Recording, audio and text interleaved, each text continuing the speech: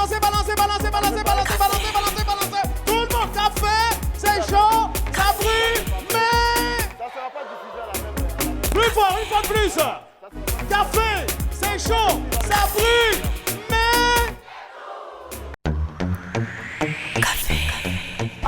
Lafi, l'eau minérale naturelle du Burkina Faso, Orange, Burkina et Nescafé vous présentent le Grand Café.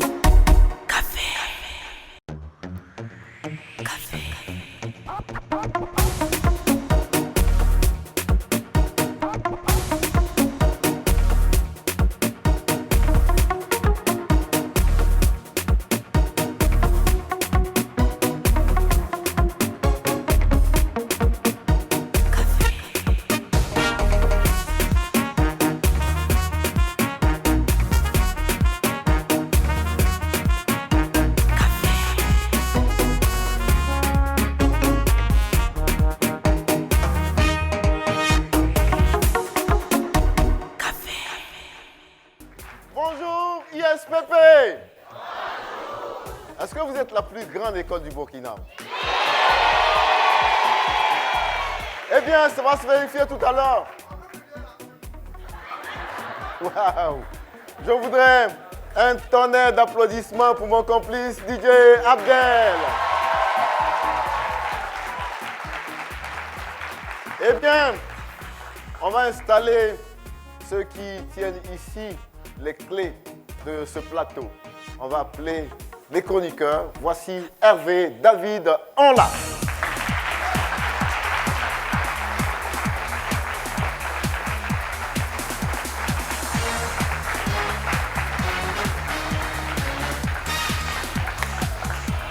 Voici Monsieur Bayala Imhotep.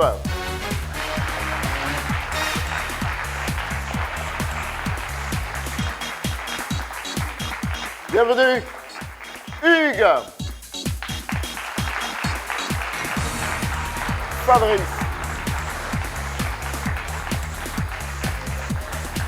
Voici Augustin Assava.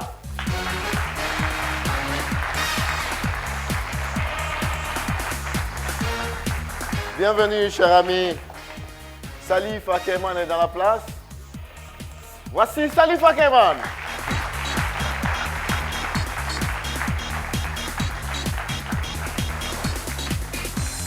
Et merci.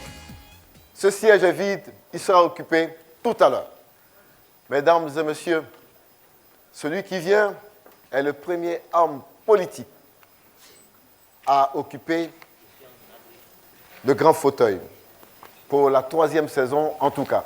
Mesdames et messieurs, quelqu'un sait mieux les présenter ici, mieux que moi. L'homme s'appelle Big Ben. Merci. Bonjour, Big Ben. Bonjour, commandant. Alors, autant dit que ce café court beaucoup de risques de cramer, de brûler, de faire très mal. Parce que celui qui vient n'a pas sa langue dans la poche. Avec mes chroniqueurs qui sont bien préparés pour le recevoir, dis-nous de qui s'agit-il enfin?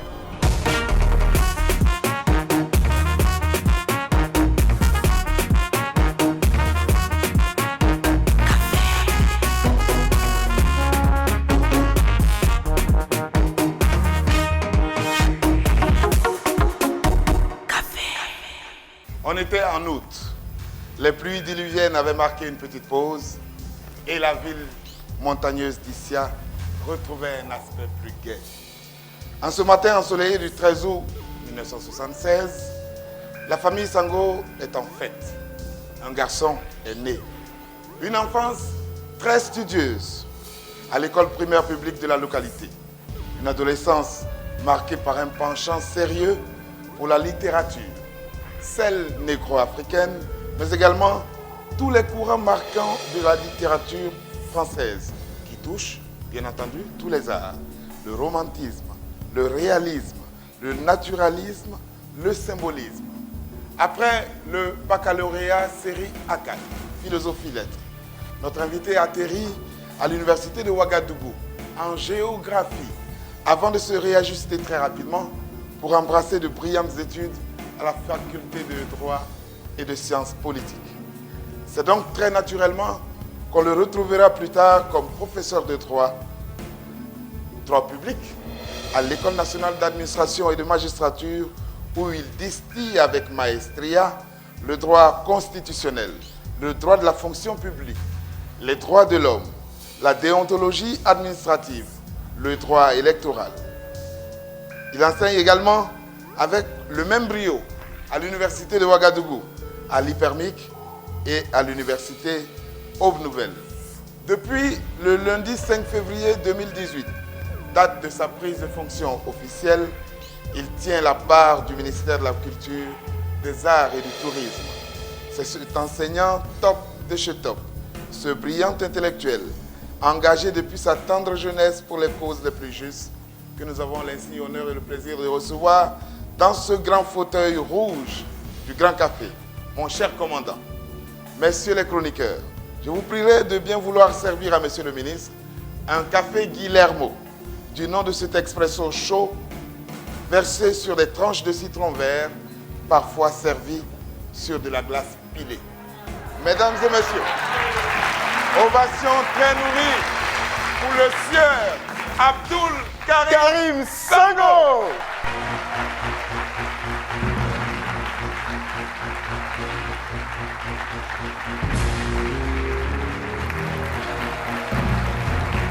Merci. Merci Big Ben. Merci Monsieur le ministre. Vous pouvez vous asseoir. Merci.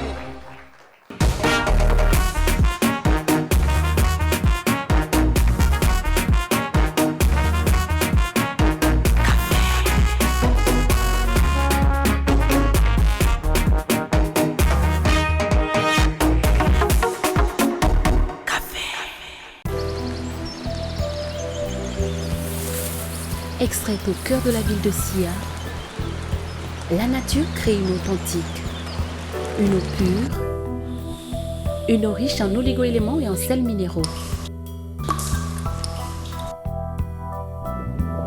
La vie, l'eau minérale naturelle du Burkina Faso. Vous le saviez déjà, les experts le confirment. La vie est médaillée d'or monde, sélection 2019.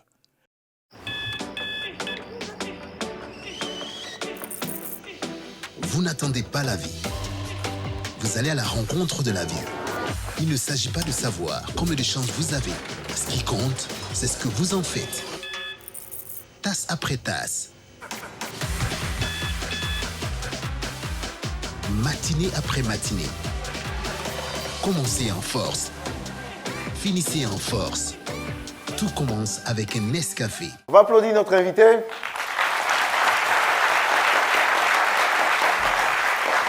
Et il y a quand même une demoiselle qui vient expliquer comment les choses se passent dans cette maison. Mademoiselle, qu'on va applaudir tout à l'heure, les amis. Mademoiselle s'appelle Asmao Zungrana.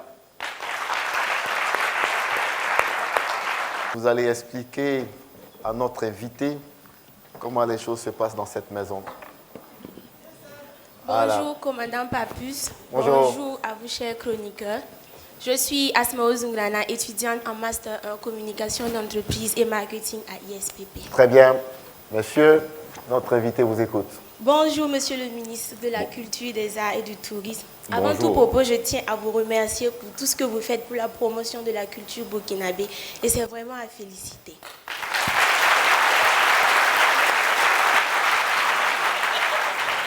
Je m'en vais de ce pas vous expliquer le principe de l'émission. Papus et ses chroniqueurs vont vous poser plusieurs questions. Et si vous n'êtes pas en mesure de répondre ou que vous ne voudriez ou ne pourriez pas y répondre, j'ai à ma disposition des jokers. Oui, combien de jokers? J'ai à ma disposition 3 jokers et je vous souhaite bonne émission. Bon café. Bon café. Merci. Bonjour, monsieur le ministre. Bonjour. Big Ben l'a rappelé tantôt, c'est l'enfant qui est né à quelques encablures de Issia. Pour qui connaît la Côte d'Ivoire, c'est une grande ville à des centaines de kilomètres d'Abidjan, la capitale.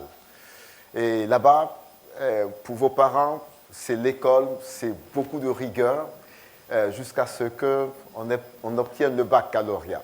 Et c'était clair et précis dans la tête de vos parents qu'après, il fallait venir voir le pays le pays de vos ancêtres, votre pays d'origine.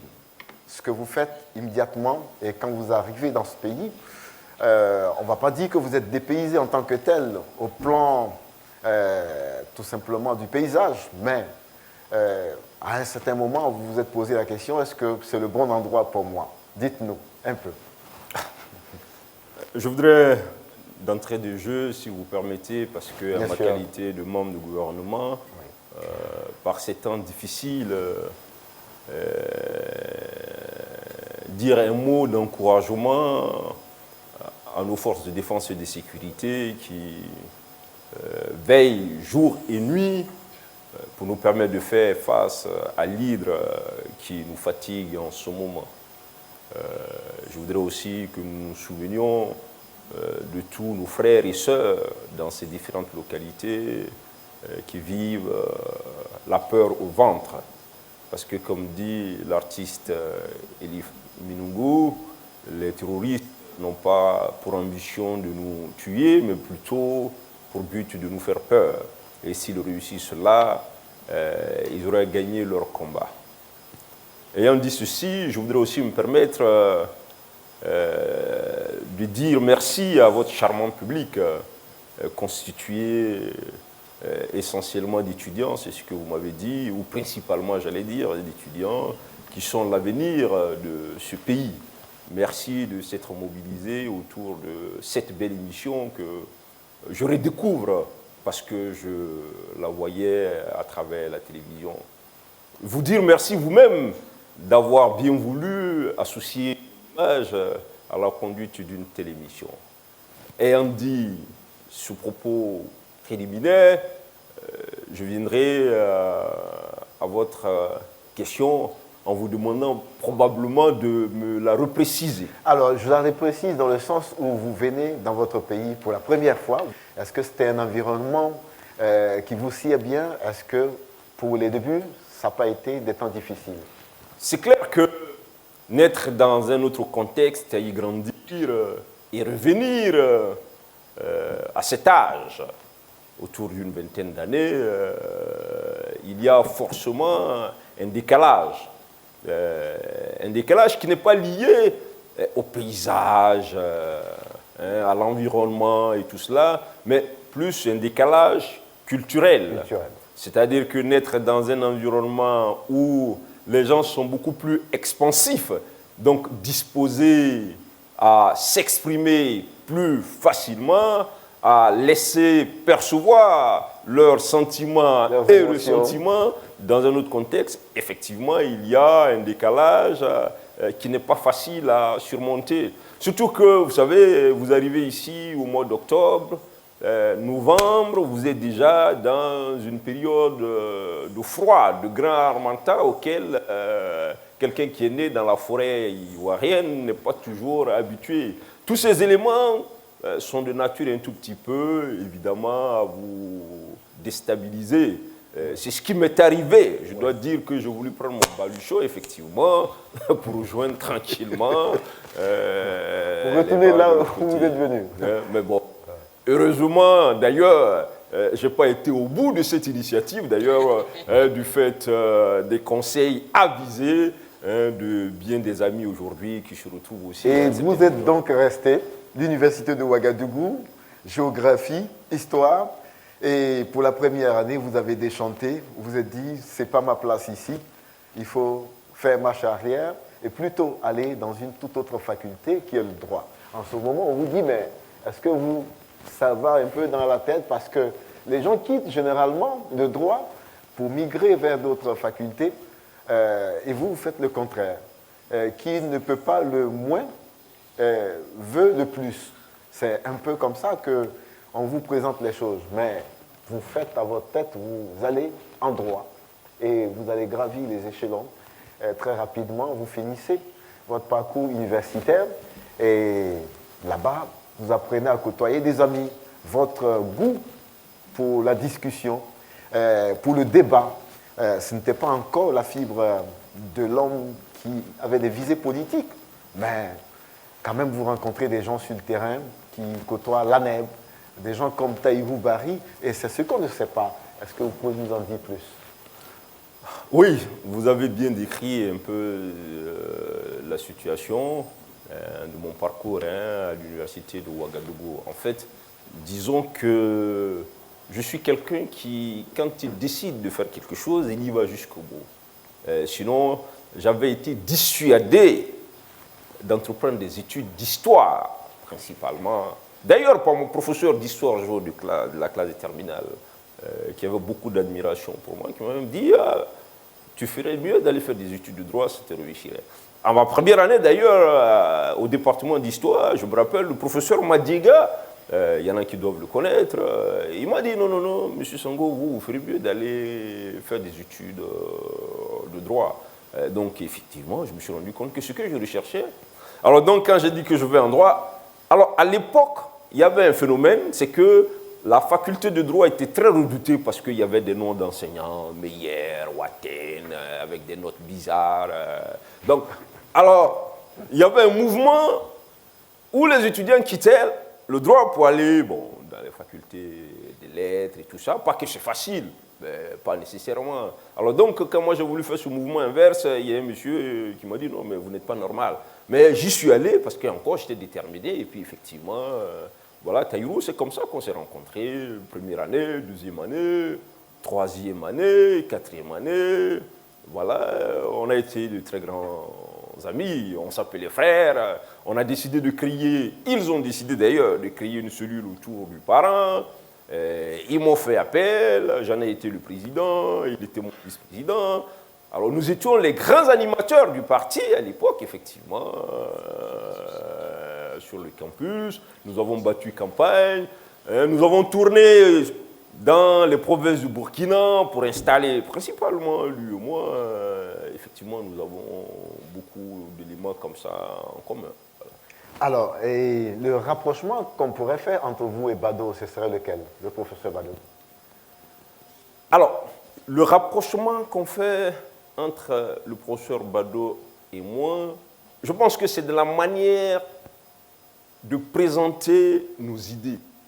Je dois dire qu'il y a... D'abord, par la voix, nous nous rejoignons, presque.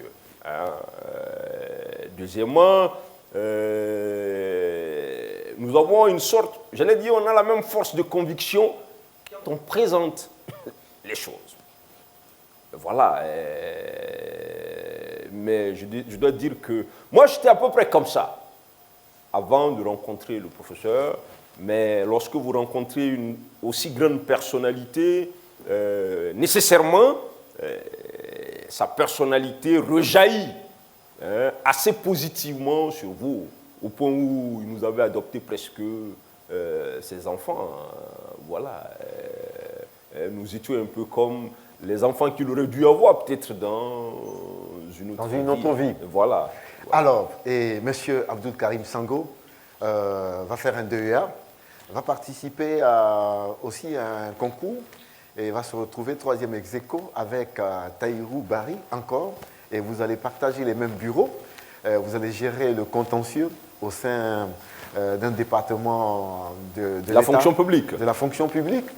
Qu'est-ce que l'histoire ne vous lâche pas? Vous êtes encore ensemble.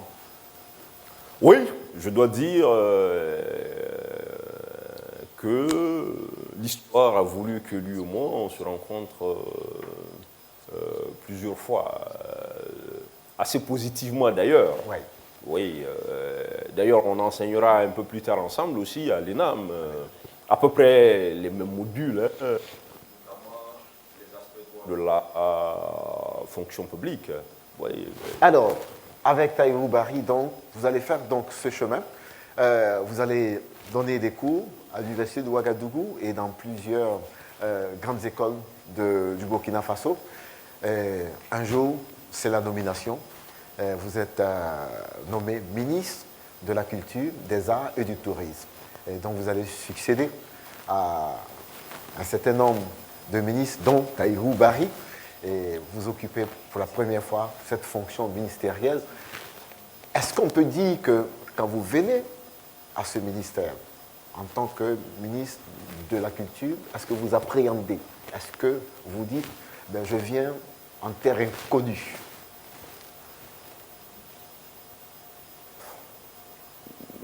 Non, pas tout à fait.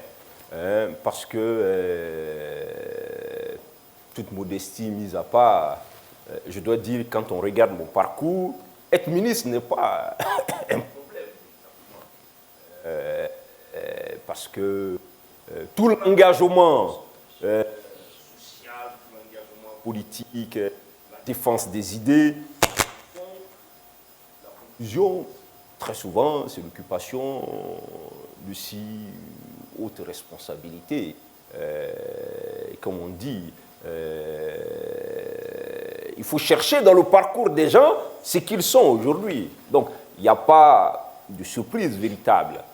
Maintenant, est-ce que, comme le disent certains, la culture, les arts et le tourisme, quel est le lien avec ce que je faisais par le passé?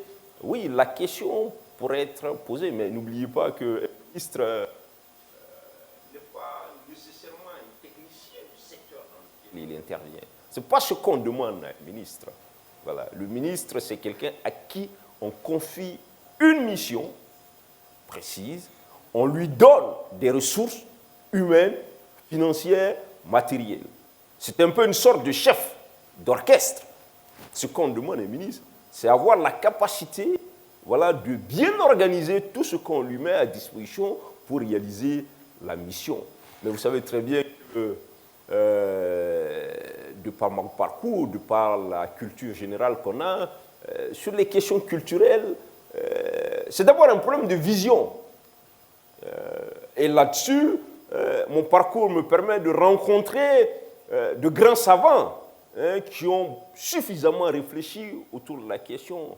Je vais citer Cheikh Anta Diop, je vais citer le professeur Joseph Kizerbo.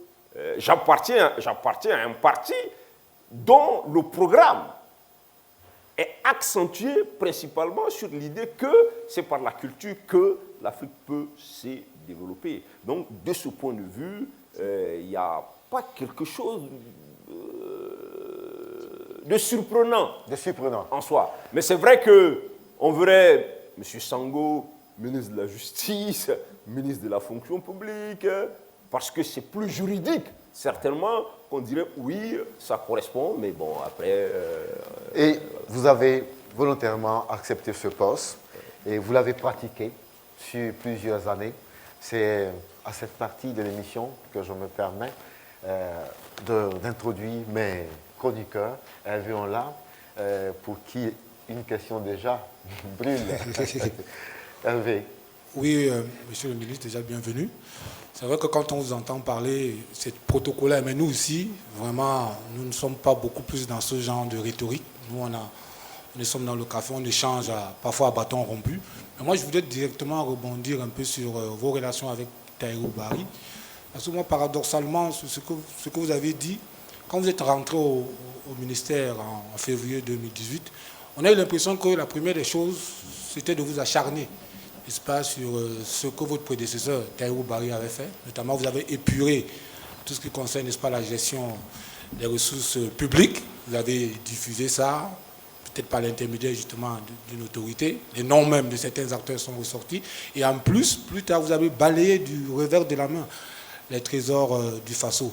Et ça dit qu'à un moment donné, vous êtes d'abord venu un peu pour discréditer votre ancien camarade. Mais pourquoi voudriez-vous que je le discrédite? Bon, pour ceux qui me connaissent, je dis toujours que moi, je n'avance pas masqué. Mais je suis à cheval sur les principes. C'est vrai que, bon, il y a un léger contentieux qui n'est pas un problème. Vous savez, le sujet Tahirou Barry, je n'aime pas l'aborder dans les médias. Parce que, bon, je pense qu'il y a des problèmes beaucoup plus importants. Un jour, on se rencontrera pour vider le petit contentieux qu'il y a entre nous. Vous ne vous êtes jamais rencontré jusqu'à présent, vous n'êtes jamais rencontré? Non, rencontré dans un espace qui permet, voilà, si c'est nécessaire, voilà. Voilà. Oui. Est-ce que voilà. Mais je vais répondre principalement. D'abord, vous dites des choses complètement inexactes. Je n'ai diffusé le nom de personne dans la presse. Les rapports de l'autorité supérieure de contrôle de l'État ce sont des rapports qui sont mis à la disposition des institutions, qui peuvent se retrouver dans la main d'un journaliste. C'est des rapports, a priori d'ailleurs, qui sont des rapports publics, puisqu'il s'agit de rendre compte d'une gestion. C'est valable pour moi, c'est valable pour tout le monde. Donc là, il n'y a pas de bagarre. Pourquoi spécifiquement sur ce ministère alors que bien avant ça n'existait pas? Quand vous êtes venu, immédiatement, ce rapport est sorti. Mais allez demander à ceux qui ont publié le rapport. C'est plus simple. Oui. Donc, en même temps, la question d'Hervé implique celle-ci. Est-ce qu'il n'y a pas une connivence entre l'institution, l'autorité qui a diffusé ce rapport et le ministre de la Culture? Mais envoyez la preuve, c'est pas plus compliqué. Oui. Le Trésor du Faso. Vous partez simplement de demander au journaliste qui a publié, c'est monsieur le ministre de la Culture, Abdoul Karim Sango, qui vous a donné ce rapport, il vous dira si c'est nécessaire. Et voilà. le Trésor du Faso. Sur les trésors du Faso, je me suis longuement expliqué là-dessus. C'est d'ailleurs, j'allais dire, un événement sur lequel nous traînons encore d'énormes dettes. En fait, c'est un projet conçu par le cabinet. Lorsque je suis arrivé, je demandais quels sont les textes juridiques qui encadrent l'existence de cet événement. Quelles sont les ressources pour cet événement? On traîne des dettes qui remontent à de nombreuses années avant nous, dont certaines dettes sont complètement compromises.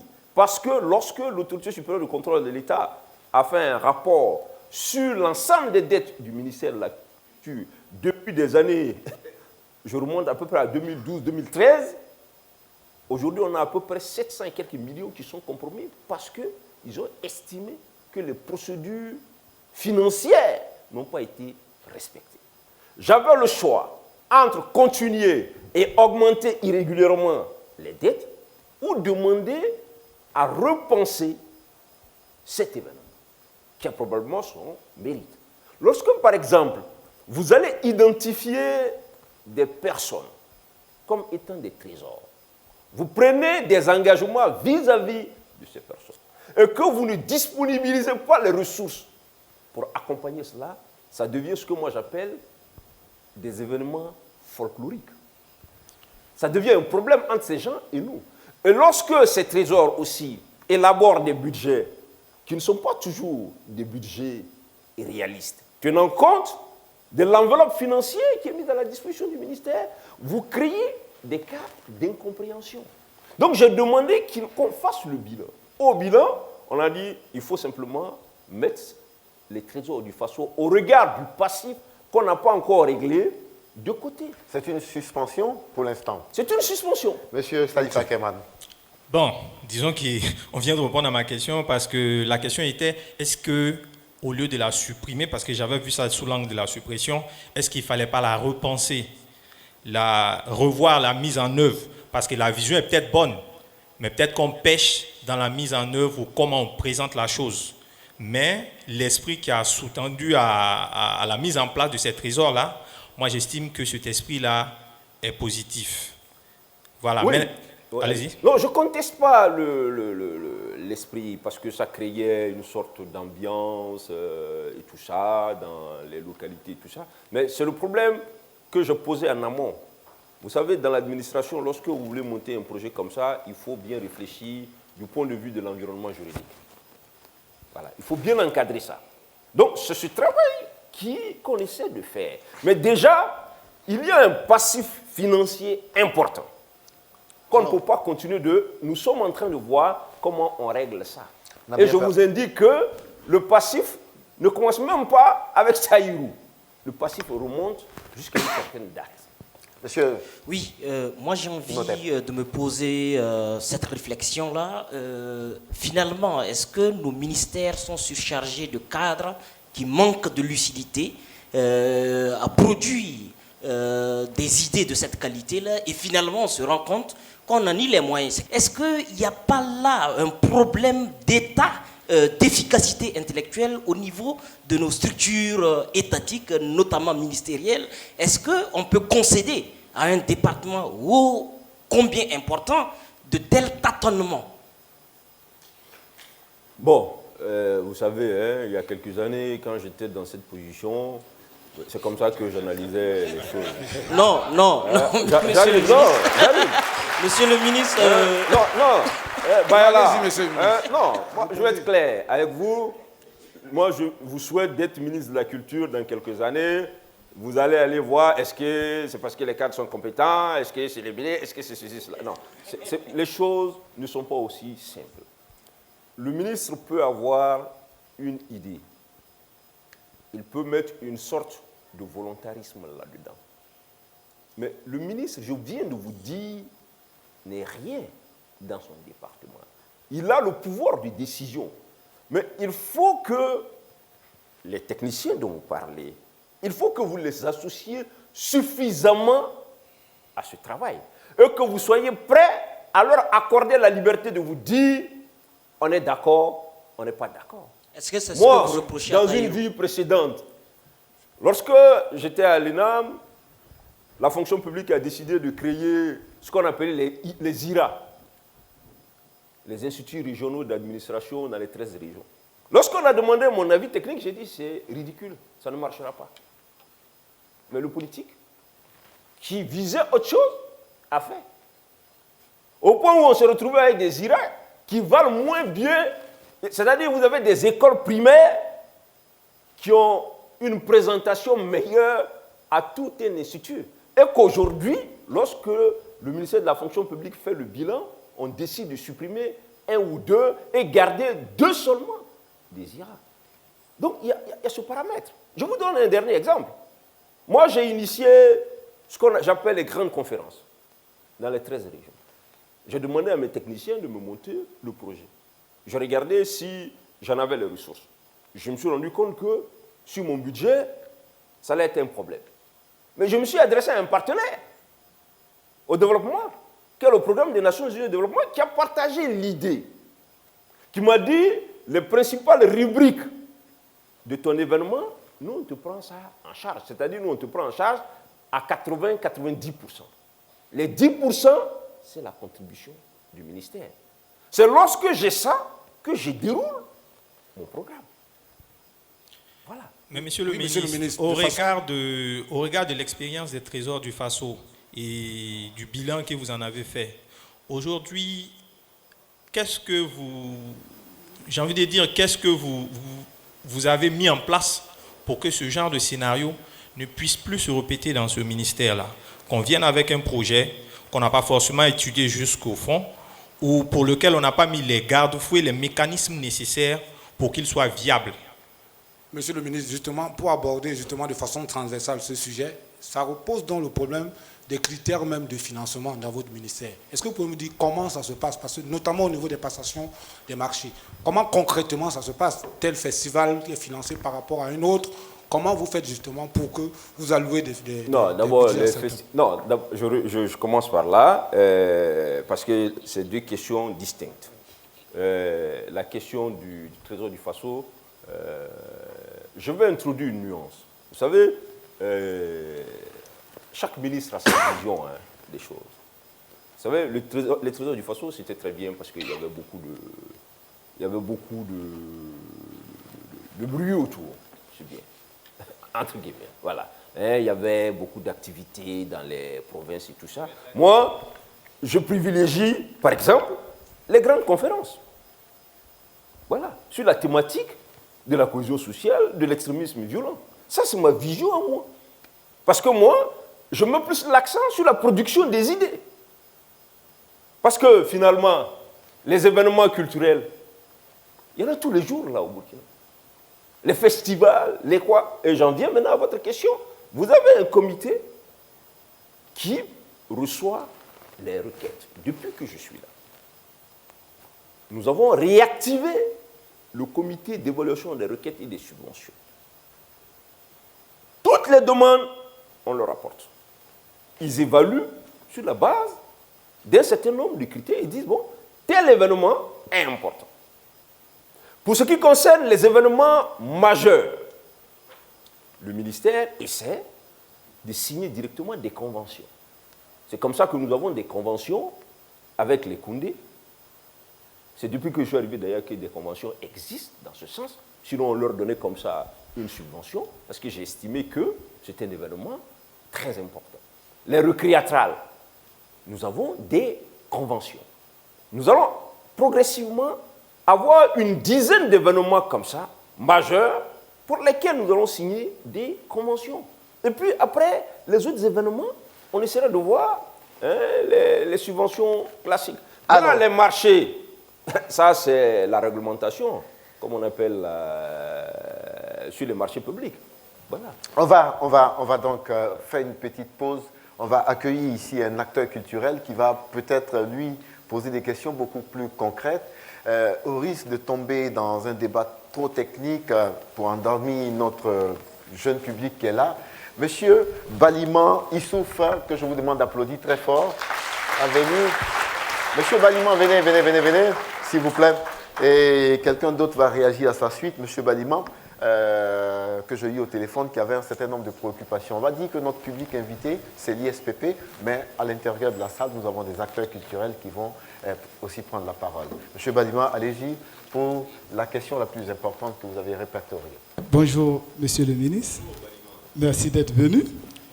Et je voudrais également vous dire que bien que l'État soit une continuité, je ne vois pas concrètement d'action ou de réforme que vous avez entrepris depuis que vous êtes là, qui nous permettront dans 5 ans d'exécuter également, ou du moins de célébrer des victoires comme ça, où on dira que c'est sous l'impulsion du ministre Sango que nous aboutissons aujourd'hui à cela.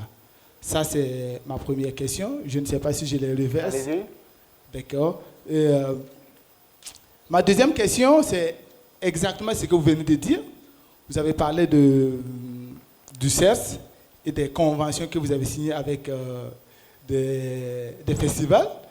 Désolé, monsieur le ministre, ça ressemble à un PPP, parce qu'en fait, je vais dire 4P, ça veut dire partenariat public-privé pour les proches, parce qu'on ne sait pas quels étaient les mécanismes qui vous ont permis, par exemple, de décider de signer une convention avec les Koundés.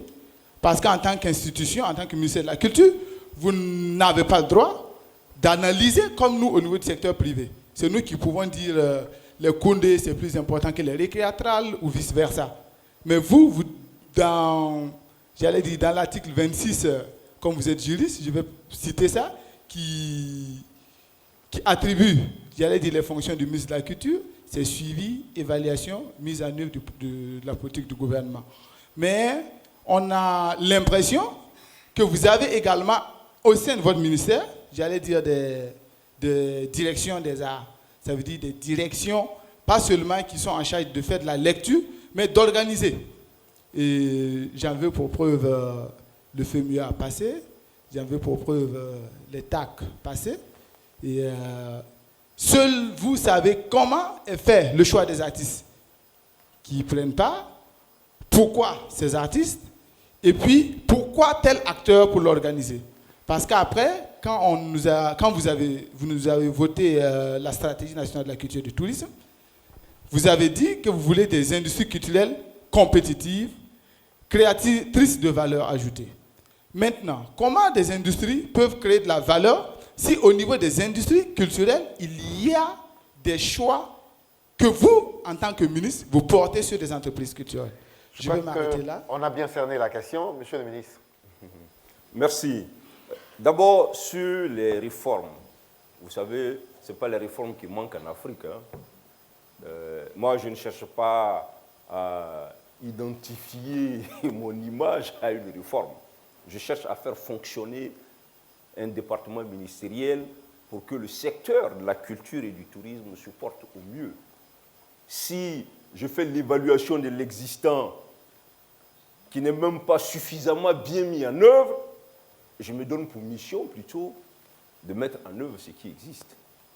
Je ne cherche pas qu'on dise que j'ai construit un bâtiment, ce n'est pas ça qui est important. Voilà. Dans tous les cas, vous avez dit, c'est la continuité. Voilà. Si je n'avais pas autorisé la poursuite des travaux pour l'inscription, et que j'avais indiqué d'autres priorités, l'inscription n'aurait pas eu lieu. Voilà. Si je n'étais pas allé à l'Assemblée défendre la loi dont vous parlez, elle n'aurait pas... Voilà, etc. Nous sommes là, nous sommes des serviteurs. Nous essayons au mieux de faire ce qu'on peut pour faire avancer les choses. C'est-à-dire que chaque ministre vient, il ajoute un peu. Voilà. Alors, après, vous avez une compréhension de l'entreprise culturelle qui n'est pas la mienne. Et c'est là qu'on ne se comprend pas. Et dans 100 ans, si les entrepreneurs culturels réfléchissent en comptant sur l'État, ils n'iront nulle part. C'est clair et net. Parce que c'est ça qu'on a fait quand j'ai fait le bilan. C'est ça qu'on a fait depuis longtemps. Moi, je suis dans une vision de rendre les entrepreneurs, on a eu des discussions, de les rendre beaucoup plus autonomes, indépendants. Mais c'est à vous de monter des projets. Si vous montez des projets et que ces projets sont bien finalisés et que vous allez voir des privés, vous leur démontrez qu'ils ont un intérêt dans votre projet, ils vont gagner, il n'y a aucune raison qu'ils ne vous accompagnent pas. Mais vous savez, l'argent de l'État, c'est facile. On prend, on l'utilise comme on veut, comme l'État, pendant 27 ans, pendant longtemps d'ailleurs, demande très peu de comptes, on est plus ou moins resté là-dedans. Je vous donne un seul exemple. Nous devrions nous remettre radicalement en cause. Nous faisons du cinéma depuis au moins 1969. Le Nigeria a commencé le cinéma dans les années 90. Ce que le cinéma rapporte au Nigeria, c'est plus important que le budget de tout le Burkina. C'est-à-dire que le cinéma Nollywood que vous voyez là, c'est 3 000 milliards. Le budget du Burkina, c'est 2 000 milliards. Mais l'État burkinabé a investi plus d'une 50aine de milliards dans le cinéma. Ça a donné quoi? Parlons donc de ces fameux milliards. Alors, vous me dites, sur quelle base on choisit le Koundé, les recréateurs. Le ministère a pour mission de promouvoir le secteur de la culture, des arts et du tourisme. Donc, les structures techniques que nous avons fixent des critères. Et puis, a-t-on besoin d'une étude pour démontrer que le Koundé, c'est un des événements les plus importants du Burkina? Dans tous les cas, dans tous les rapports, c'est cité. Les récréatrales, c'est cité. CITO, les NAC, c'est cité. On les connaît là. Ce sont des gens qui se sont battus plus ou moins par eux-mêmes. Donc l'État essaie au mieux, et j'estime jusqu'à ce jour que le soutien que nous apportons est largement en deçà de ce que nous apportons. Parce que la visibilité que ces événements donnent au Burkina dans le monde, on ne l'aurait jamais eu avec tout le budget du ministère de la Culture. Oui, il y a des jeunes structures, qui viennent également, monsieur le ministre. Je termine. Il y a des jeunes structures également. Je termine sur le FEMUA. Il y a plein de ragots, comme les Burkinabés aiment. C'est leur sport favori. Alors, le FEMUA... Vous faites bien d'en parler, monsieur le ministre, parce que hier seulement, hier, c'était sur la toile. Ouais. Et vous vous êtes même permis... J'ai même entendu dire que le ministre a envoyé 100 millions au FEMUA. Vous pensez que le FEMUA a besoin de l'argent du ministère de la Culture du Burkina? Ouais. Vous savez que moi, demandez à mes collaborateurs, vous en connaissez beaucoup. Lorsque l'on devrait aller au FEMUA, nous avons voulu créer un plateau artistique. Parce qu'on a une forte communauté en Côte d'Ivoire. Vers Anoumabo ou quoi. On m'a dit que c'est 10 millions. J'ai dit barrer l'activité. Ouais. On vient s'asseoir ici qu'on a dépensé 20 millions. Mais les papiers sont là. Vous savez que la plupart des billets d'avion qu'on a utilisés pour aller au FEMUA, j'ai demandé un appui de, comment vous appelez, de la compagnie Air Burkina. Ouais. Et que même le billet du ministre, c'est un don de Air Burkina qui a accompagné. Ouais. Cela. Ce qui nous a coûté un copec, ce sont les jeunes artistes qu'on a envoyés là-bas. Je termine par là. Lorsque nous étions au FEMUA, France 24 a parlé du Burkina. RFI, toutes les grandes chaînes de médias. Vous savez, ça coûte combien pour passer là-bas? En termes de visibilité, pour un pays qui a besoin de se faire connaître, il faut être sérieux là. Le FEMUA n'a pas besoin Oui, de... oui. Mais je voudrais... Monsieur le ministre, pour entrer dans le vif du sujet en ce qui concerne le FEMUA, je sais que ça fait des émules sur la toile, rien qu'hier, à propos, est-ce que, pour être sérieux, pour emprunter votre expression, est-ce que c'est sérieux quand un ministère a l'ambition d'aller promouvoir la culture d'un pays, la musique d'un pays, la musique de son pays dans un autre pays? Est-ce que c'est sérieux de dire que pour 10 millions de francs, on doit barrer l'activité? Oui, mais c'est pour éviter ces critiques. Ah, mais monsieur, non, j'arrive. Soyons dans le fond. J'arrive. Est-ce que c'est pertinent, l'acte qu'on pose, ou les critiques vont vous faire reculer parce que vous voulez poser une bonne action? Est-ce que vous êtes dissuadé par les critiques? Est-ce que votre vision a capitulé face aux critiques fébriles? Face aux critiques. Non. J'ai mis dans la balance, vous savez, le FEMUA, c'est sur une période. Oui. D'ailleurs, je dis aux techniciens, ne changeons pas le format. Vous savez, quand on vous invite, il ne faut pas exagérer. N'allez pas remplacer les activités de celui qui vous a invité. Quand on vous invite, c'est pour vous donner une certaine tribune pour apparaître. Vous ne pouvez pas le vouloir imposer vos éléments. Deuxièmement, il faut avoir du temps pour dégager les ressources, puisqu'il faut avoir une certaine planification en termes. Lorsque les ressources commencent à dépenser un certain montant, le ministre que je suis doit être prudent. C'est vrai que 10 millions, c'est dérisoire. Pour ce qui représente la culture. Effectivement, je suis tout à fait d'accord avec vous. Mais je n'étais pas convaincu que le format, nous aurions eu suffisamment de temps pour l'exécuter et tirer tous les bénéfices qui étaient rattachés à cela. C'est-à-dire qu'il faut être rationnel.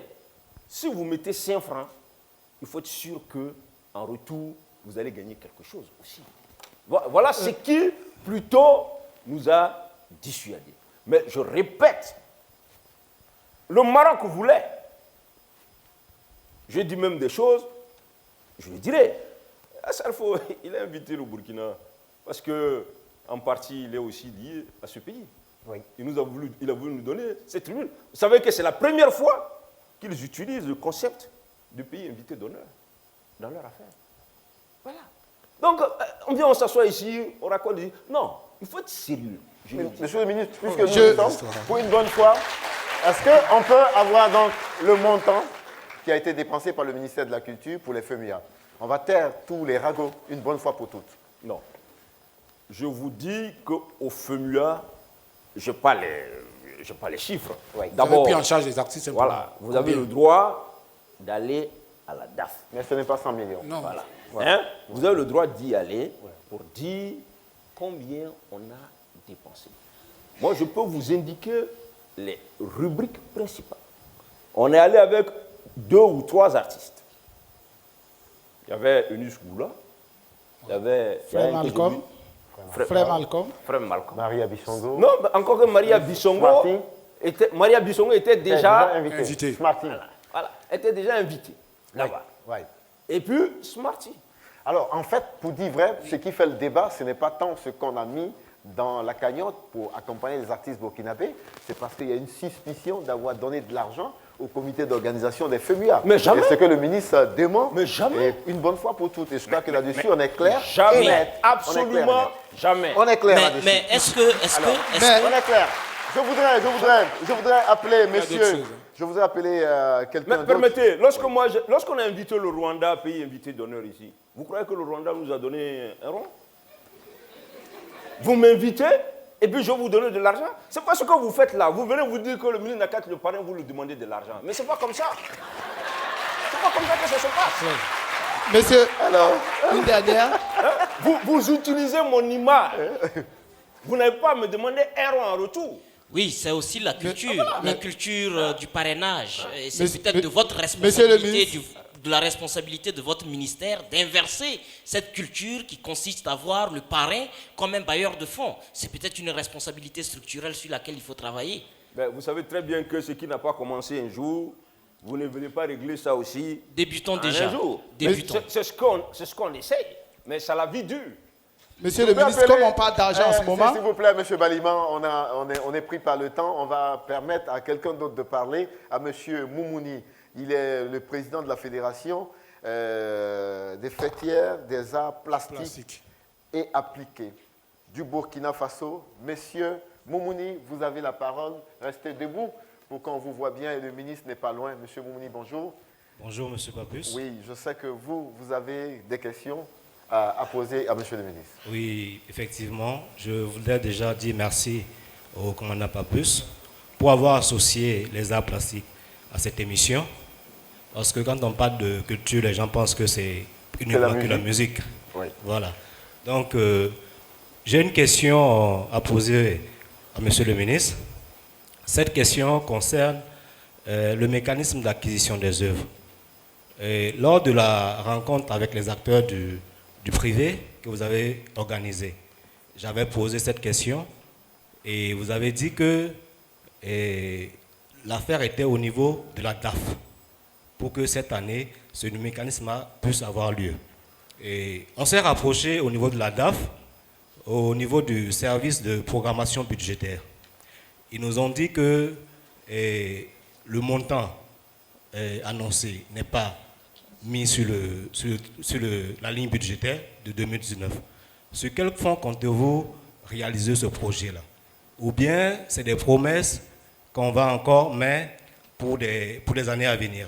Alors, puisque vous avez promis... Il faut surtout bien expliquer, peut-être avec la complicité de Monsieur le ministre, quand vous parlez d'acquisition des œuvres, de quoi s'agit-il de façon concrète? Ok, de façon concrète, c'était en 2015. Oui. Et avant ça, c'était l'ancien président qui avait institué cela lors de la SNC 2014. Oui. Voilà. Et ce mécanisme-là vise à doter les institutions des œuvres d'art plastique pour la décoration.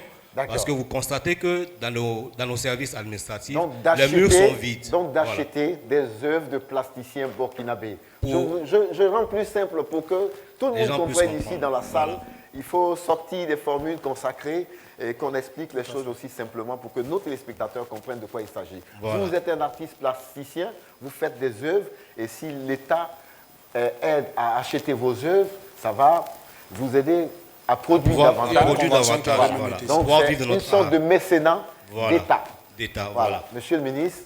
Non, c'est une bonne mesure. Monsieur Sawadogo sait très bien les difficultés qu'il y a eu dans les premières opérations. Il y a quand même des rapports. Vous êtes des journalistes culturels, tout ça. Allez prendre les rapports là. Exploitez-les pour donner la bonne information aux gens. Il y a des généralités. Votre travail, c'est d'aller creuser. Allez-y. Si on ne vous donne pas, vous venez voir le ministre, je vous dis de vous donner les rapports. Vous allez voir les difficultés dans l'exécution des mécanismes. Vous savez, l'argent là, ce n'est pas l'argent des Sango. C'est l'argent du contribuable burkinabé. Lorsque vous sortez, il faut vous assurer que les règles sont bien respectées. Moi, j'ai eu la détermination, l'envie. Mes techniciens m'ont dit, quand on élaborait le budget, ça n'avait pas été prévu dans le cadre des plans de passation des marchés. Parce que le problème, ce n'est pas une subvention qu'on fait à leur association. Ils vont se choisir entre eux pour dire, bon, on prend ton tableau, on prend le tableau de ceci. Non. Les techniciens disent que, au regard de l'expérience passée, il faut qu'on lance un marché. Mais les marchés, on les lance déjà depuis le mois de janvier-février. Au moment où on faisait la conférence là, c'était vers juillet-août. Voilà. Si vous retournez au ministère tout de suite, vous allez voir que dans le plan de passation des marchés de 2020, il y a une ligne consacrée au mécanisme d'acquisition, approvisionné à 25 millions, et j'ai instruit qu'on trouve 25 millions supplémentaires pour que ce soit un marché de 50 millions. C'est ce que je vous avais dit. Donc c'est simplement un problème de technique juridique en termes de marché. C'est pour les soulager. Sinon, moi je mets une autre réflexion. Pourquoi le ministère de la Culture doit acheter des œuvres d'art pour aller décorer les ministères. Mais chaque ministère n'a qu'à acheter ses œuvres d'art. Mais le mécénat... Mais comme oui, monsieur le ce ministre. sont des acteurs importants, on est dans un environnement où c'est difficile, c'est comme si on leur faisait une sorte de subvention indirecte, comme dans d'autres secteurs, on fait des subventions. Monsieur le ministre, ça s'appelle du mécénat et ça existait depuis les temps anciens.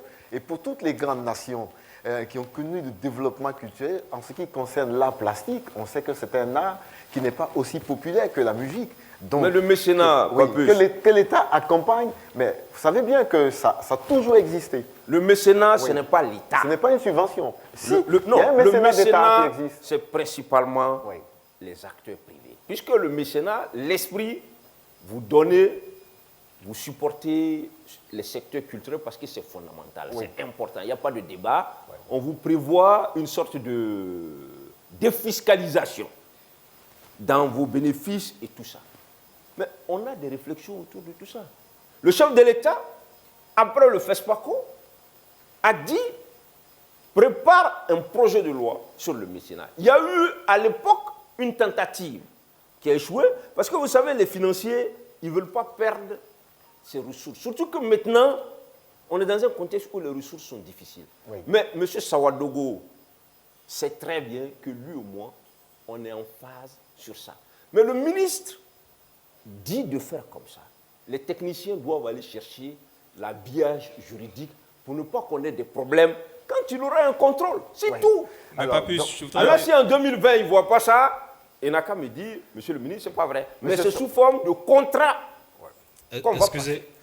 Les amis, puisqu'on parle d'art plastique, jetons-nous dans la polémique de la statue Thomas Sankara, qui a fait couler beaucoup d'encre et de salive. Je voudrais demander au ministre d'abord, lui, en ayant vu cette statue pour la première fois, est-ce que c'était l'homme, c'était l'image qui s'était fait de la statue?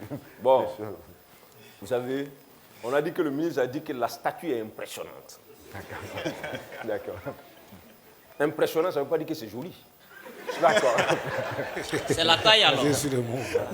Voilà, quelque chose de massif, c'est impressionnant. D'accord. Alors, bon, il y a eu des problèmes que je ne veux pas... Non. Il fallait se mettre à 20 mètres. J'en ai 200 mètres. Est-ce que vous l'avez regardé à 20 mètres, à 30 mètres Vous savez, quand moi je suis à cheval sur les principes, c'est pourquoi on évite d'arriver dans ce genre de situation. Vous savez que ce marché a été qualifié de marché irrégulièrement passé par l'autorité supérieure de contrôle de l'État. Tout à fait. Parce qu'on n'a pas suivi. On a fait les choses dans la précipitation. Si on avait fait une compétition normale, peut-être qu'on ne serait pas dans cette situation. Oui, monsieur, mais Dieu merci. Là, vous tentez de mettre en doute le talent de M. Bambara, quand même. Non, je ne mets pas en doute les talents de M. Bambara. Vous savez, tout ce qui est fait dans la transparence vous oblige à beaucoup plus de responsabilités. Si vous venez me voir, moi je vous donne un truc, parce que, entre guillemets, on se connaît. C'est ce qui s'est passé. Monsieur le ministre, voilà, qu'est-ce qui s'est passé? Mais ce n'est pas moi qui dis. L'autorité supérieure de contrôle de l'État a dit que c'était un marché de gré à gré passé de façon irrégulière. Mais ça, c'est pour ce qui est de la procédure. Voilà. Maintenant, nous parlons de la qualité de l'œuvre. Est-ce que la qualité de l'œuvre, vous avez besoin de me demander encore? Est-ce que la procédure... Vous avez vu la réaction de l'opinion? Est-ce que moi... Maintenant, l'analyse que moi je fais... Oui, bien sûr. C'est de dire que si nous avions eu une compétition véritable, peut-être qu'on aurait eu d'autres artistes sculpteurs plus spécialisés peut-être dans ce domaine. Monsieur le ministre, qu'est-ce qui a empêché d'avoir cette compétition? Mais moi, je n'étais pas là, cher ami. Je n'étais pas ministre. C'est au nom de la continuité de l'État que je traite ce dossier.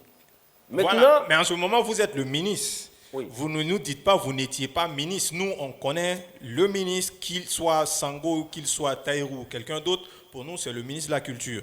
Et ce que je sais, c'est que les fonds qui financent ces statuts sont des fonds de votre ministère, si je ne m'abuse. C'est clair. Exactement. Donc, quand la SLE dit que c'est irrégulier, vous, en tant que ministère, vous n'avez pas de mécanisme pour soit stopper la machine, soit demander à ce que les choses soient refaites selon les règles, ou bien vous êtes inspectateur comme nous tous. Mais c'est fini là. L'ouvrage était fini quand je venais. J'arrête quoi? L'ouvrage était fini. L'ouvrage qu'on a présenté ici. Mais vous auriez pu faire quelque chose. La preuve, c'est que l'ouvrage, après, est en train d'être reprise. Donc, elle aurait pu être stoppée dès cet instant. Parce que vous aurez remarqué que la statue ne répondait pas aux normes. On aurait pu faire l'économie de toute cette tambouille si peut-être vous aviez agi en ce moment. Il y a beaucoup d'aspects. Encore une fois, vous savez, quand vous passez un marché, c'est réceptionné. Quand c'est réceptionné, c'est fini. Ça veut dire que celui qui a demandé accepte. Voilà, que c'est bien. Oui. Maintenant, l'opinion a dit, c'est pas bien. Ouais. On travaille. Il faut regarder. On travaille à reprendre. À reprendre. Mais je dis, il faut tirer une leçon pour toujours. Ouais. Quand on a des mécanismes comme ça, ça peut impacter sur la finalité du travail. Finalité. Monsieur le ministre, moi, j'ai un mot parce sur le que tourisme. en ce qui vous concerne, il y a des punchlines, il y a des polémiques comme ça. Allons maintenant sur le fameux bâtiment où il s'agit des génies quand même. Monsieur le FESPACO. La fameuse sortie du ministre, et si on la replaçait dans son contexte, qu'est-ce que le ministre avait voulu exprimer dans le fond? Mais il n'y a pas à vouloir exprimer quelque chose. Ouais. Les choses sont claires. Les entrepreneurs m'ont dit, monsieur le ministre, on ne retourne pas là-bas. Parce que les ouvriers, quand on les embauche, ils commencent à travailler, après ils disparaissent. Ils disent il y a des génies. Vous voulez qu'ils disent quoi? Oui, là-dessus... J'arrive. Moi, j'arrive. Mais moi, je ne vous ai pas dit que je crois au génie. Moi, je suis un juriste. Les faits sont sacrés. L'entrepreneur dit voilà. Mais c'est un fait culturel. Les génies, ça fait partie de l'histoire de toutes les nations de ce monde. Oui. Si vous n'êtes pas des Africains, c'est votre problème. C'est tout. Oui. Maintenant, là-dessus. Maintenant, on est en train de chercher des solutions. Une solution, c'est de dire, bon, mais ça date de quand cette histoire? Ça ne nous honore pas. Ouais. Vous savez qu'il y a du matériel acheté à près de plus de 300, 400 millions. Ça fait au moins 3, 4, 5 ans, ça est là. Ouais. C'est de trouver un espace pour reconstruire. Puisque tu n'as aucun entrepreneur. On s'achemine vers la fin de cette émission, mais quelqu'un m'a dit, si on venait à cette émission sans poser la fameuse question au ministre sur les artistes musiciens, à savoir ce que le ministre avait dit dans une de ses sorties, si la musique ne te réussit pas, va faire autre chose. Après, on a retrouvé le ministre à l'occasion d'autres émissions qui a voulu un peu baisser le thermomètre pour expliquer que, voilà, voici l'idée en réalité. Mais, monsieur le ministre, est-ce que, si on revenait sur vos propos, vous dites quoi? J'ai dit des choses que je pense dans le fond, mais peut-être que dans la forme, ça a été mal dit. Oui, mais monsieur le ministre, pour aborder justement dans ce sens, on a plutôt l'impression qu'à chaque fois quand vous prenez la parole en public, surtout quand vous adressez aux artistes, après, ces mêmes artistes-là se retournent, entre guillemets, contre vous et vous présentez toujours les excuses. Est-ce à dire que parfois, vous hésitez parfois de dire certaines choses? Non, vous savez, moi, je suis un homme dans une position politique, mais moi, je ne suis pas un politicien. Moi, je suis un intellectuel dans un poste politique. Quand je dis un certain nombre de choses, je suis obligé de tenir compte à un moment donné de l'environnement général. C'est ça. Alors, je ne veux pas revenir là-dessus, mais ce principe que j'ai évoqué là, c'est valable pour tous les domaines de la vie. Ce que hier j'ai dit au comité de suivi qui travaille sur les difficultés de la musique, qu'en 2 ans, il y a 2 problèmes majeurs que je note au Burkina. C'est la distribution de la musique. Les gens chantent, ils sont talentueux, on ne sait même pas où gagner leur musique. Ce n'est pas CD, ce n'est pas clé USB. Personne n'utilise ça aujourd'hui. C'est du numérique, pour la plupart. Allons-y, mettons en place une plateforme. Le ministère est prêt à accompagner ça. Je suis à Honolulu, je veux de la musique burkinabé, je vais sur une plateforme. Au lieu d'aller sur les plateformes qui sont dominées par des mastodontes à l'étranger, même au niveau africain, moi je suis prêt à travailler sur ça. Je crois même qu'on a prévu un marché dans le cadre du budget de 2020. Oui. Deuxième problème, c'est le contenu. C'est-à-dire? Non. Le problème de la qualité. Il ne chante pas bien, c'est ça? C'est du travail. C'est un travail important qui doit vous demander de longues heures. Nos artistes ne font pas des œuvres de qualité en conclusion, c'est ça? Non, il ne faut pas généraliser. Non, bon, aujourd'hui, je me fie à ce que vous venez de dire. Par exemple, aujourd'hui au Burkina, je l'ai toujours dit, on a une masse critique importante d'artistes dont on peut jouer la musique à longueur de journée. Tout à fait. Et c'est quand même pas Mais faux. je vous dis en même temps que la plupart des CD qu'on vient me tendre comme ça au bureau, quand je mets, après le premier titre, je ne continue pas. Oui. Ok. Non, parlons cinéma. Tout droit dans les yeux de Miss Lorraine. Monsieur le ministre va venir nous rejoindre ici sur ce plateau. Ça sera 11 questions dans les yeux de la princesse. Voici Lorraine.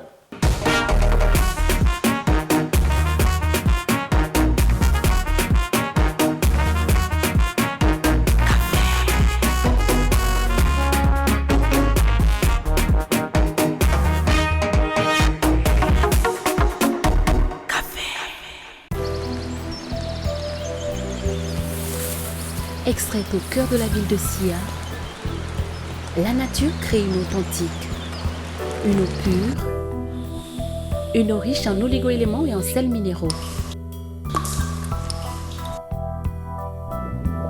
La vie, l'eau minérale naturelle du Burkina Faso. Vous le saviez déjà, les experts le confirment. La vie est médaillée d'or monde, sélection 2019. Alors, bonne arrivée, monsieur le ministre. Merci, Lorraine. Et sur ma table ici, on boit de l'eau avant de commencer. D'accord. Ok. Dans mes yeux. Voilà.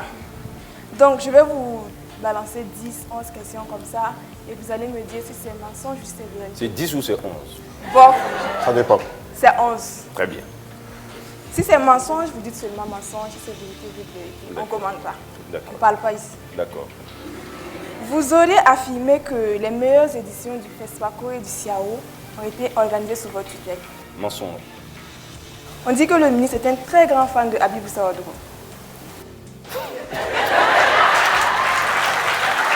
Mensonge. Mensonge.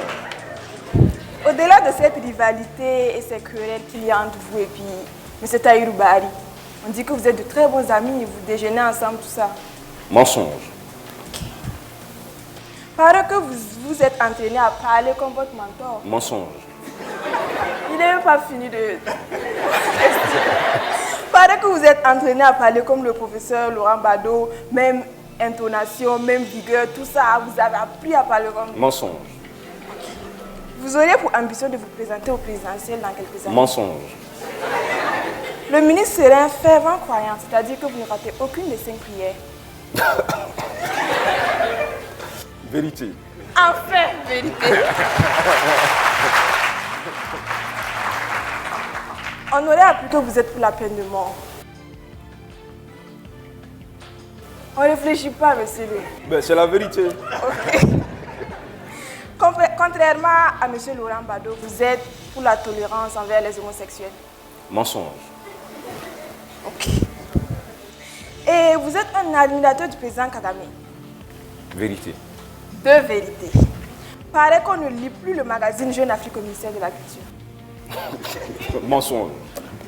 Le ministre aurait inscrit son nom dans la liste de ceux qu'on a appelés pour venir combattre contre les terroristes là. Mensonge. C'est tout. Merci, monsieur le ministre. Merci, Lorraine.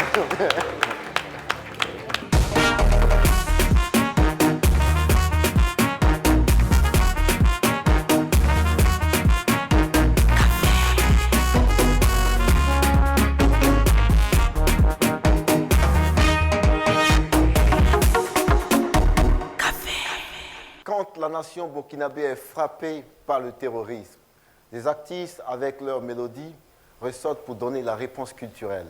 Mesdames et messieurs, à ce café chaud, celui qui vient s'appelle Kézi. C'est un sergent-chef de l'armée burkinabé. Il se fait accompagner par le maître de la parole, le Djeliba. Ensemble, pour entonner une chanson qui vient comme ces guerriers qui vont soulager les soldats au combat. Mesdames et messieurs, voici Kézi, voici Don Chap de Watoro.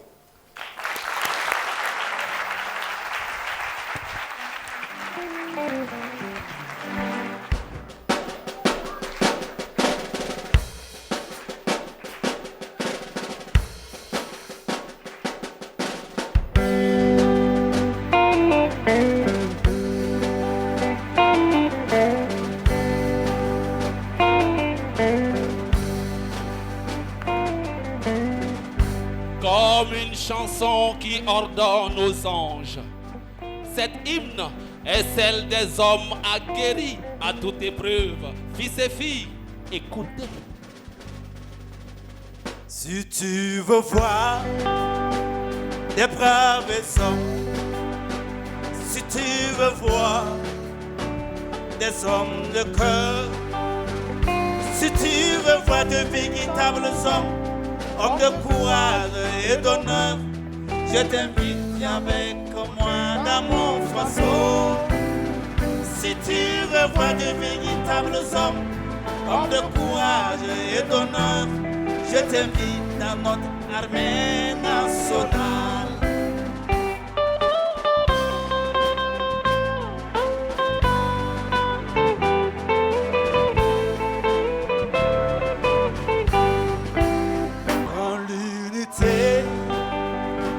Le courage, la vérité et l'humilité.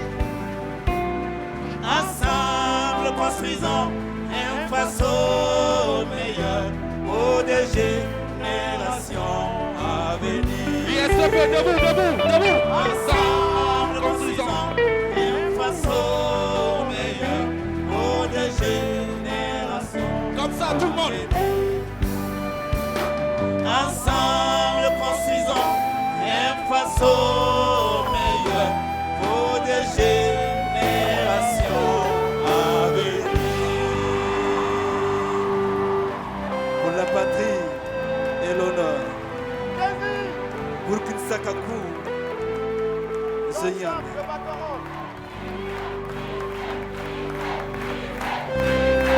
Merci les gars. Nous n'allons jamais. Jamais. Nous n'allons jamais fléchir le Burkina.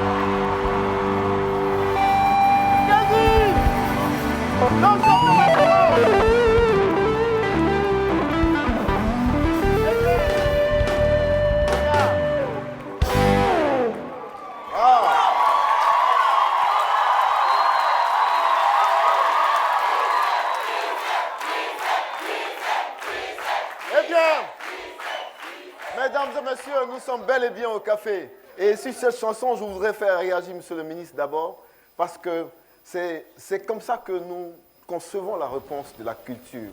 Quand plus rien ne va, quand les espoirs sont complètement anéantis, il y a cette résonance-là dans la mélodie des artistes pour dire le peuple est en vie, il n'est pas couché. Monsieur le ministre, je voudrais d'abord un petit commentaire sur ce dit au Don Chap Kézi, et après sur la question de la réponse de la culture dans ce contexte d'insécurité que vit notre pays, le Burkina Faso. C'est une belle réponse culturelle au phénomène effectivement qui nous embête depuis un certain nombre d'années. Je pense que c'est un chant qui est devenu une sorte d'hymne que les Burkinabés se plaisent à reprendre et dont la profondeur véritable permet de s'encourager mutuellement parce que pour faire face à ce phénomène, nous avons besoin de beaucoup de courage, de beaucoup de détermination. C'est-à-dire que la culture est l'arme la plus redoutable pour éradiquer ce phénomène. Et c'est ce travail que nous avons entrepris avec l'appui de grands partenaires. Moi, je voyageais dans le monde, j'ai rencontré de très grandes personnalités qui m'ont dit si vous mettez l'accent seulement sur la guerre, vous ne gagnerez rien. Parce que vous allez tuer des gens qui n'ont pas peur de mourir, mais ça ne sert à rien. C'est une histoire de fou, en fait. Mais construisez une vraie nation sur vos valeurs culturelles positives. Et je crois que c'est ce travail que les artistes... On va donner la parole à deux de mes chroniqueurs. À Imhotep d'abord, réaction après cette chanson. Oui, j'avoue que la présence du Gouroussi a bien pu rehausser la qualité de prestation de Kézi. Il appartient au pouvoir public d'utiliser à fond, de maximiser l'utilisation des artistes pour créer une âme commune afin que la nation tout entière se sente et arrive à surpasser le terrorisme que nous vivons. Je pense que c'est très bien possible. Bravo, c'est aussi ça la responsabilité sociale des artistes. Hervé, on l'a. Moi, ce qui m'a beaucoup plus marqué, c'est ce tandem artistique. Quand vous écoutez Don Chap, il est venu tout simplement slammer. C'est la parole qui était très importante. Et puis, associé justement avec ces musiciens qui corroborent justement avec cet artiste qui est sous toute tendance, qui est militaire, bien entendu. Donc, on sent véritablement qu'il y a cette symbiose où l'artiste slammer parle, où également l'artiste militaire s'exprime à travers la musique et l'instrument live. Je suis entièrement parfait, d'accord avec tout ce qui vient de se passer. Félicitations. Et c'est comme ça, comme le ministre l'a dit, qu'on répond au terrorisme, à l'extrémisme violent. C'est de cette façon qu'on doit répondre. La seule femme ne peut que donner ce qu'elle a. La plus belle femme ne peut que donner ce qu'elle a. Et ces artistes, c'est ce qu'ils font. Merci. Don Chap de Batoro, le parolier, un mot, parce qu'on sent bien qu'au-delà de faire plaisir au public, il y a un engagement dans cet effort de dire ce texte, de déclamer ce texte et de pouvoir le faire entendre partout. Il faut dire que j'ai été honoré par le fiston en griffe, voilà, en tant qu'épissa, voilà, qui a pensé à moi pour cette collaboration. Donc j'ai trouvé qu'il était dans son élément parce que c'est un homme détenu et la chanson ça fait assez militaire. J'ai trouvé qu'il fallait trouver des mots, voilà, qui pouvaient mieux accompagner la douce voix qu'il a. Et justement, la question c'est, que vaut un Bissa sans un Gouroussi? Aujourd'hui, que vaut Sango? La pertinence de Sango, c'est aussi la pertinence des questions qui lui sont envoyées. Donc un Bissa à droite, un Gouroussi à gauche, c'est ça la parenté à plaisanterie. C'est aussi l'âme aussi qui vainc le terrorisme dans toutes ses formes. On applaudit. C'est un réel plaisir pour moi d'être là ce matin. Merci à toi, Papus, à ce public chaleureux. Merci à Monsieur le ministre. Alors, moi et Don Chap, comme ce qu'on l'a dit, c'est une chanson qu'on a voulu réellement répondre, en tout cas à ce qui se passe actuellement, parce que pour moi, en tant qu'artiste, force de défense et de sécurité, il est important quand même que je conçois une chanson, en tout cas qui rehausse le moral de la troupe au front. Merci. Oui. Monsieur le ministre, ce n'est pas une sollicitation, mais ce garçon, partout où vous irez, à vos cérémonies, qu'il soit là pour chanter cette chanson, que les Burkinabés l'entendent encore. Il y a d'autres artistes qui sont dans le sillage. Cette chanson est incroyablement belle. Ouais, je pense qu'ils ont inspiré beaucoup d'artistes ces derniers temps, qui font un travail magnifique, formidable. Et il va falloir voir comment tout ça... on articule tout ça dans une sorte d'action mutualisée. Parce que je dis toujours, les actions isolées comme ça, leur efficacité, vous imaginez tous ces titres qui apportent du baume au cœur des Burkinabés. Il faut qu'on trouve un système pour les figurer sur une sorte d'album unique. Ouais. Et les entendre sur une scène. Voilà, sur une scène qu'on pourrait passer en bout. On a entendu le message du ministre et ça sera fait. Merci Don Chap, merci Kézi. On va passer maintenant, les amis, on va applaudir le ministre pour une dernière fois.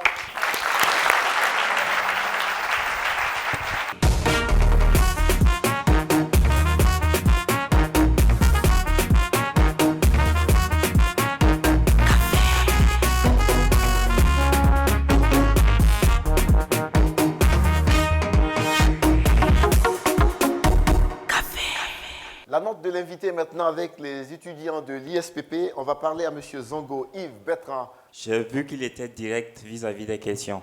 Bon, ma note est 8, mais elle aurait été plus conséquente si vraiment l'accompagnement du ministère de la Culture vis-à-vis de la musique et du cinéma est conséquent.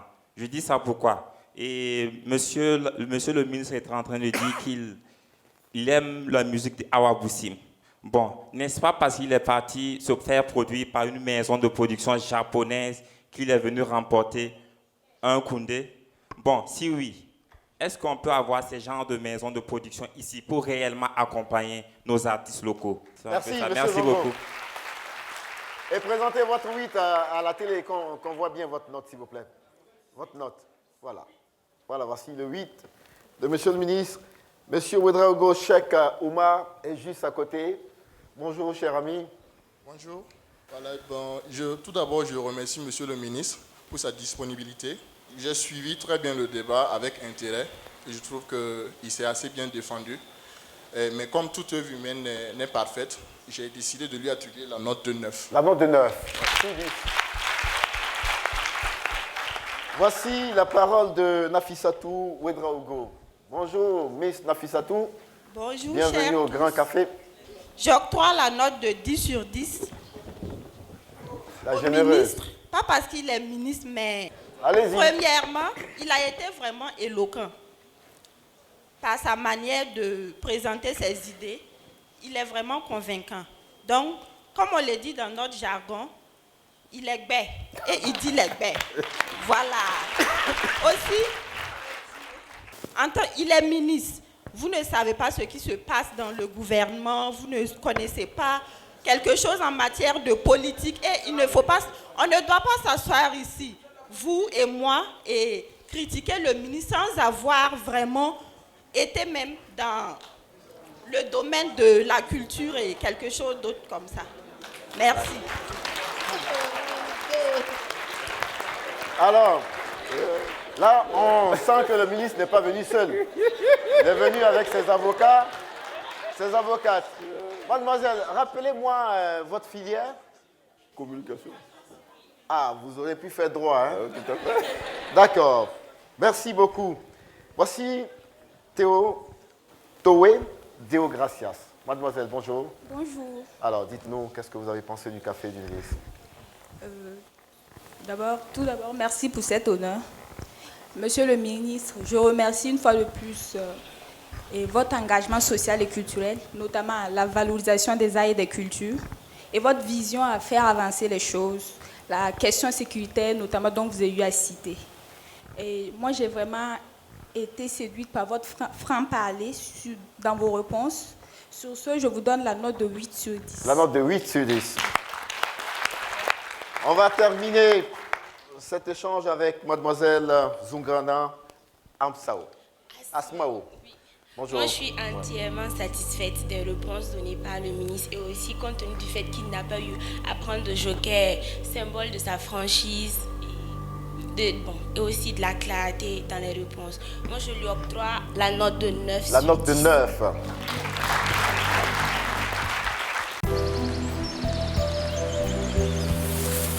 Extraite au cœur de la ville de Sia, la nature crée une eau authentique, une eau pure, une eau riche en oligo-éléments et en sels minéraux. La vie, l'eau minérale naturelle du Burkina Faso. Vous le saviez déjà, les experts le confirment. La vie est médaillée d'or monde, sélection 2019.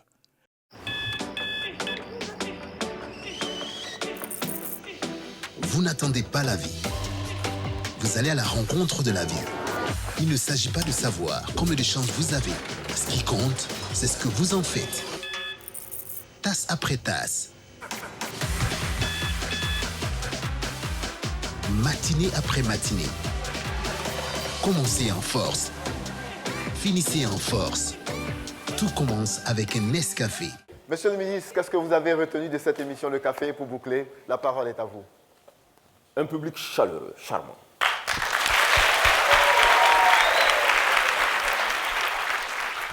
Un animateur qui maîtrise son sujet. Des chroniqueurs qui occupent bien leur espace. une belle mélodie musicale qui nous a emportés. Donc, vous savez, quand on était élève, il y a des professeurs qui ont dit qu'eux, ils ne donnent pas telle note. En philosophie, c'est 12 ou rien. Non. Ici, moi, je ne vais pas vous donner 10 sur 10 comme elle l'a fait. Je donne 9 sur 10 à cette émission. Merci. Et je pense qu'il faut qu'il y ait plus de liens avec le ministère de la Culture pour soutenir ce type d'activité. C'est important.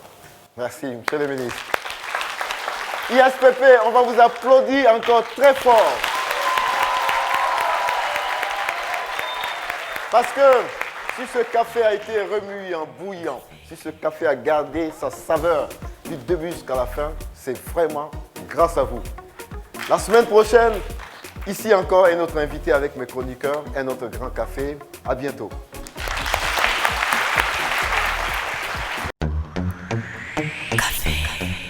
La vie, l'eau minérale naturelle du Burkina Faso, Orange, Burkina et Nescafé vous ont présenté le Grand Café.